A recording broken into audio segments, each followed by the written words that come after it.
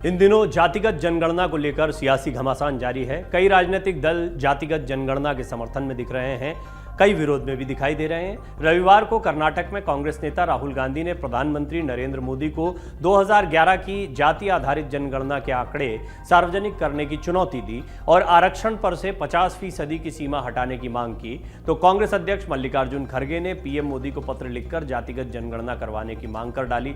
जातिगत जनगणना की रेस में कांग्रेस ने नारा भी दिया है, जितनी आबादी उतना हक। कहा जा रहा है कि जातिगत जनगणना के मुद्दे पर मुहिम तेज करते हुए कांग्रेस ने लोकसभा चुनाव के लिए बड़ा दांव चल दिया है। आगे की रिपोर्ट में हम आपको बताएंगे कि कैसे पीएम मोदी अपने ही दांव में फंस सकते हैं अगर ये दांव चलता है तो। ओबीसी के मुद्दे पर राहुल गांधी ने क्या पलटवार किया है, कर्नाटक चुनाव में आरक्षण फैक्टर क्या बीजेपी के लिए सही साबित होगा, जातिगत जनगणना कराने में इतनी तेजी क्यों है, बहुत सारे सवाल हैं। मैं यहाँ पर एक दिलचस्प किस्सा हिमाचल प्रदेश का रखना चाहूँगा, जहाँ ओल्ड पेंशन का मुद्दा उठाया गया था। ये ओल्ड पेंशन का मुद्दा कहते हैं कांग्रेस के लिए बड़ा काम कर गया। अब ऐसे किसी मुद्दे की तलाश में लगातार कांग्रेस दिखाई पड़ रही है, तो क्या जाति जनगणना और उसके आंकड़े को सार्वजनिक करना ये एक ऐसा मुद्दा होगा? ये कहा जा रहा है जातिगत जनगणना के आधार पर जो आंकड़े आए हैं, उनके आधार पर जो पिछड़े हैं, जिनको ज़रूरत है, ऐसे लोगों तक मदद को पहुंचाया जा सकता है। तो कुल मिलाकर कांग्रेस जो है ओबीसी वाला जो दांव खेला जा रहा था, अब कांग्रेस उस पर एक पलटवार करती दिखाई दे रही है। कांग्रेस ने पिछले साल उदयपुर चिंतन शिविर में ही जाति जनगणना का समर्थन किया था, लेकिन अचानक इस मुद्दे पर आई तेजी के पीछे कई ठोस वजह हैं। वो वजह समझते हैं। ओबीसी के मुद्दे पर राहुल गांधी का पहले तो पलटवार है। मोदी सरनेम पर टिप्पणी के मामले में राहुल गांधी को सजा हुई और इसके बाद बीजेपी इसे ओबीसी का अपमान बताकर कांग्रेस को घेरती रही है। अब कर्नाटक के कोलार में पलटवार करते हुए राहुल गांधी ने कह दिया कि यदि पीएम मोदी जाति जनगणना के आंकड़े नहीं बताते तो ये ओबीसी का अपमान होगा।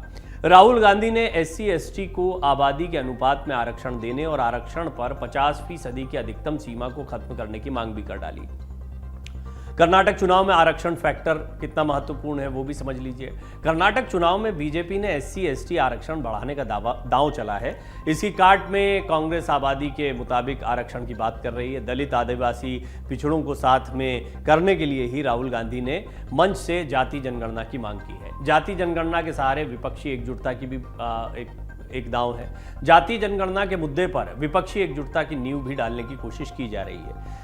जातिगत जनगणना का मुद्दा विपक्षी गठबंधन के साझा न्यूनतम कार्यक्रम में काफ़ी अहम रहने वाला है। मिनिमम कॉमन प्रोग्राम जो भी बनेगा, मैंने कई बार आपको कई रिपोर्ट्स में कहा है कि इन सारे दलों को साथ में आना है, तो सीटों का बंटवारा, अलग अलग राज्यों में क्या भूमिकाएं हैं, किसकी क्या भूमिका, जैसे कॉमन मिनिमम प्रोग्राम पहले से तय होना चाहिए और उसमें मुद्दे बहुत अहम होते हैं। तो ये जातिगत जनगणना उनमें से एक मुद्दा हो सकता है। सूत्रों के मुताबिक बीते दिनों नीतीश कुमार और तेजस्वी यादव के साथ खड़गे और राहुल गांधी की मुलाकात में भी इसको लेकर चर्चा हुई। नीतीश सरकार बिहार में जातिगत जनगणना करवा रही है। अखिलेश यादव जैसे ओबीसी नेता भी इसके पक्ष में है। जाहिर है ये मुद्दा कई गैर बीजेपी दलों को साथ ला सकता है। धार्मिक ध्रुवीकरण की कार्ड भी जाति समीकरण है। कांग्रेस को लगता है कि जाति आधारित जनगणना के जरिए बीजेपी के धार्मिक ध्रुवीकरण के चक्रव्यूह को तोड़ पाएगी। उदयपुर चिंतन शिविर में जातिगत जनगणना की मांग के बाद रायपुर अधिवेशन में कांग्रेस ने न्यायपालिका और निजी क्षेत्र में आरक्षण का ऐलान भी कर दिया।